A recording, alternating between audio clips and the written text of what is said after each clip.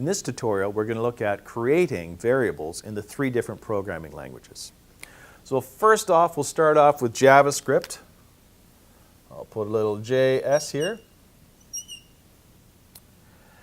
In JavaScript, we start with the keyword var, which is short for variable, of course, to indicate that we want it to create a storage space in its memory.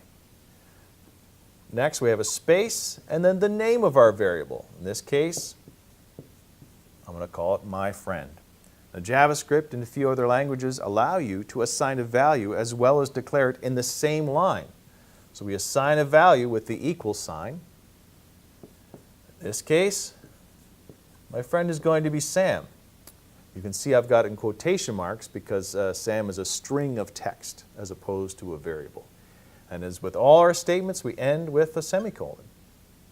So in JavaScript, the keyword var, the name of the variable, we can assign it a value in the same statement with an equal sign, and then the value we want to assign to my friend.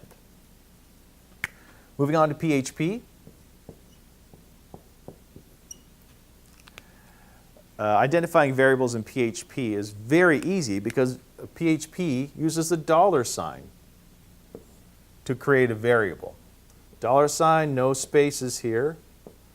My friend equals Sam. So the rest of it is the same as JavaScript, semicolon at the end. And then finally in C#. Now C#'s a little different. It's a little more particular. It's a strictly typed language, and it wants more information from us. It wants to know what type of variable we're hoping to store.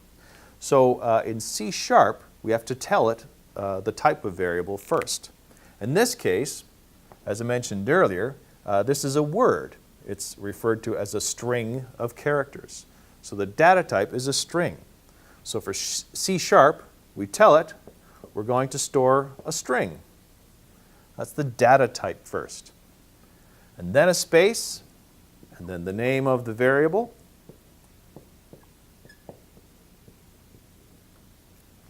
And then we can assign its value.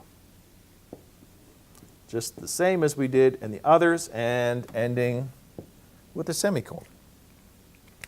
So that's declaring and assigning values to variables in JavaScript, PHP, and C#.